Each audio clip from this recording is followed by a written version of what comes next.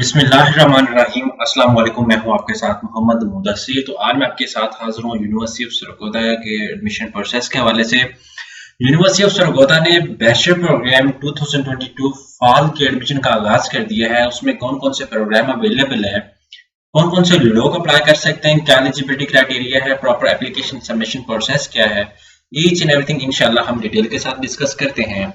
मैं अपने तमाम मेंबर से रिक्वेस्ट करूंगा, प्लीज आगे बढ़ने से पहले हमारे चैनल को सब्सक्राइब करें, लाइक करें, शेयर करें और कमेंट करें, ताकि आपको आने वाली हर किस्म की latest information with the best of time मिलती रहे। अब बात यह करते हैं कि आपके बेनिफिट के लिए हमने होम अप्लाई की भी सर्विस शुरू की है। आप पाकिस्तान या इंटरनेशनल लेवल किसी भी यूनिवर्सिटी के अंदर घर बैठे ऑनलाइन अप्लाई करवा सकते हैं।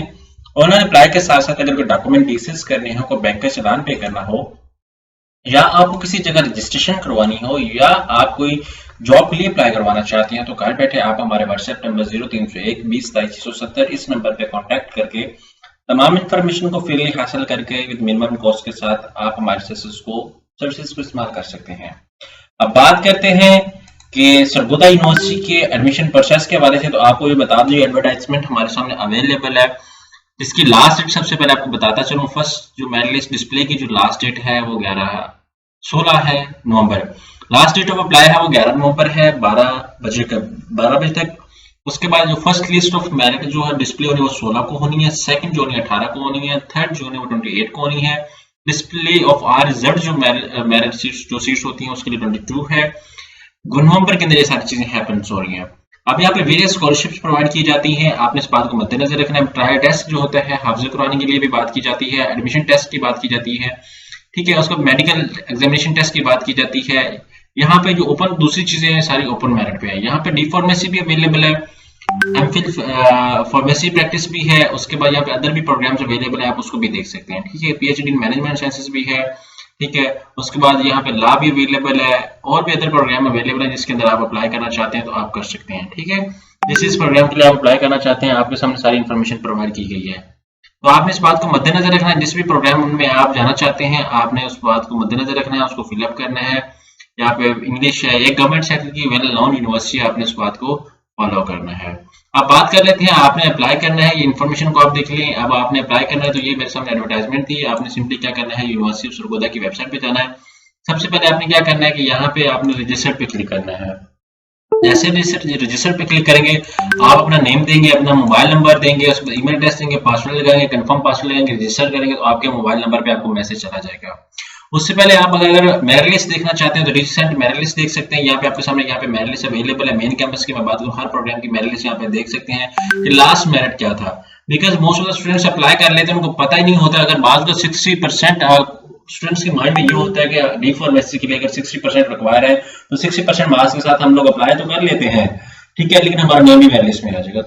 आपको बताता चलूं 60% मेरिट के साथ ये होता है कि 60% एलिजिबिलिटी क्राइटेरिया का आप अप्लाई कर सकते हैं। इट डजंट मीन कि आपको मेरिट लिस्ट के अंदर नेम आ जाएगा, ठीक है। आप उस प्रोग्राम में अप्लाई करने के लिए आपके 60% मार्क्स होना चाहिए। इसी तरह हर प्रोग्राम की मेरिट लिस्ट अवेलेबल है। यहाँ पे प्रोग्राम एलिजिबिलिटी आपके सामने डिस्कस किया गया है, हर प्रोग्राम की एलिजिबिलिटी आपके सामने डिस्कस की गई है। आपने उसको मद्देनजर रखना है, उसको भी फॉलो करना है, उसको रीड आउट करना है। एक गवर्नमेंट सेक्टर की यूनिवर्सिटी है, हर प्रोग्राम की अपनी इंफॉर्मेशन अवेलेबल है। नो किसी भी बच्चे के अगर 45% से लेस मार्क्स हैं तो इस प्रोग्राम में अप्लाई नहीं कर सकता, किसी भी प्रोग्राम में अप्लाई नहीं कर सकता, ठीक है। अब कुछ लोगों का और क्राइटेरिया भी बनाया जाता है। बीएससी इलेक्ट्रिकल इंजीनियरिंग का है तो उसका एलिजिबिलिटी क्राइटेरिया और है, तो आपने इस बात को मद्देनजर रखना कि स्टूडेंट क्या करते हैं कि विद और यूजी क्लास के इलेक्ट्रिकल इंजीनियरिंग के लिए अप्लाई करना शुरू कर देते हैं। तो आपने इस बात को मद्देनजर रखना है कि इलेक्ट्रिकल इंजीनियरिंग के लिए या और भी प्रोग्राम है, हर प्रोग्राम की अलग अलग से रिक्वायरमेंट है, आपने उसको फॉलो करना है लाजमी। अब मैं बैक जाता हूं। बैक जाने के बाद कुछ स्टूडेंट्स पूछते हैं कि फीस स्ट्रक्चर के हवाले से, फीस स्ट्रक्चर क्या, तो वो भी आपसे डिस्कस कर दूंगा। यहाँ पे जैसे रजिस्टर करेंगे, लॉगिन करेंगे, लॉगिन करने के बाद यहाँ पे आपको सामने सारी इन्फॉर्मेशन अवेलेबल है। अब बात हम लोग अप्लाई करते हैं, आपने क्या करना है, अप्लाई पे जैसे आ जाना है। अब यहाँ पे आपने क्या करना है, कैंपस चूज करना है। जैसे कैंपस चूज करेंगे उसके बाद आपने क्या करना है, यहाँ पे प्रोग्राम चूज करना है। एग्जांपल के तौर पे मैं फॉर्मेसी प्रोग्राम के लिए रजिस्टर्ड हूं तो यहाँ पे मैं अंडर ग्रेजुएट प्रोग्राम चूज करूंगा। अगर मैं पोस्ट ग्रेजुएट के लिए करूंगा तो यहाँ पे पोस्ट ग्रेजुएट के लिए मैं अप्लाई करना चाहूंगा तो यहाँ पे आप देख सकते हैं वो कहेंगे कि डेट जो है वो नेक्स्ट में क्लिक करता हूँ, वो कहते हैं you are not eligible for MPhil pharmacy practice program, ठीक है। डी फार्मेसी होना मस्ट थी जो मेरी नहीं है, इसको कैंसिल करता हूं। अब इसी तरह मैं पीएचडी एमएससी की मैं बात करूं तो एमएससी के लिए नहीं है, वो भी नहीं कर सकता क्योंकि डेट ओवर हो चुकी है। अब मैं करता हूं बीएस प्रोग्राम के एडमिशन ओपन है तो मैं बीएस प्रोग्राम में क्लिक करूंगा, तो आप फार्मेसी के लिए करना चाहता हूं यहाँ पे फार्मेसी पे। अब यहाँ पे मैं अंडर ग्रेजुएट प्रोग्राम पे क्लिक करता हूँ। वो कहते हैं कि no discipline found for selected program. अब ये प्रोग्राम की डिसिप्लिन क्यों नहीं आ रहा, यहाँ पे मैं बता दूं कि कुछ स्टूडेंट्स क्या कहते हैं कि कुछ और स्टूडेंट्स एग्जांपल तो मैं फिजिक्स सेलेक्ट कर लेता हूँ, फिजिक्स के अंदर बीएस प्रोग्राम चूज करता हूँ, यहाँ पे सिलेक्ट बीएस फिजिक्स कर लेता हूँ, तो यहाँ पे नेक्स्ट आके मैं करता हूँ। नेक्स्ट आगे करने के बाद वो कहते हैं you are not eligible BS physics program, make sure your full application criteria and make, यहाँ पे सारा कुछ आपने फिल अप करना है, ठीक है। यहाँ पे एग्जांपल के तौर पे मैं इसके लिए एलिजिबल नहीं हूँ, यहाँ पे एग्जांपल के तौर पे मैं क्या करता हूँ, एप्लीकेशन को क्लिक करता हूँ इलेक्शन जो है इसको फिलअप करता हूँ। अब ये मेरे सामने क्यों इस तरह शो हो रहा है, क्योंकि अभी तक इसमें जो है वो प्रोग्राम की जो लिस्ट है वो शो नहीं हुई। अभी यहाँ पे जो पोर्टल है वो एक्टिव नहीं हुआ जिसके ऊपर मैं अप्लाई कर सकूँ बीएस प्रोग्राम के लिए, ठीक है। आपने बेस स्टैटिक्स को देख लें, वो क्या कह रहे हैं कि आप एलिजिबल नहीं है, लेकिन अभी क्यों इसलिए एलिजिबल नहीं हूँ कि वो अभी शो कर रहा है कि आप अभी इस प्रोग्राम के लिए mean to say that BS program के एडमिशंस तो ओपन हो गए, लेकिन उनका पोर्टल जो अप्लाई पोर्टल है स्टूडेंट को बहुत कंफ्यूज हो रहा है, अभी अप्लाई पोर्टल एक्टिव नहीं हुआ जहाँ पे आपने अपनी एप्लीकेशन सबमिट करनी है। तो 1-2 दिन लगेंगे ये एक्टिव होने में, तो आपने क्या करना है, इसी वे से फिलअप करना है, यहाँ पे प्रोग्राम चूज करना है। प्रोग्राम चूज करने के बाद आपकी सबसे पहले इन्फॉर्मेशन आएगी, इन्फॉर्मेशनल पर्सनल इन्फॉर्मेशन आपने उसको फिलअप करना है। आफ्टर दैट आपकी बायोग्राफिकल इन्फॉर्मेशन, आपका एड्रेस पूछा जाएगा। आफ्टर दैट फिर आपका मैट्रिक, आपका एफएससी, आपका जो भी है सारी इन्फॉर्मेशन पूछ के आफ्टर दैट आपके अगर कोई आपने टेस्ट दिया तो वो टेस्ट का आपने इन्फॉर्मेशन ऐड करनी है, तो इसी तरह आपने एप्लीकेशन सबमिट करनी है।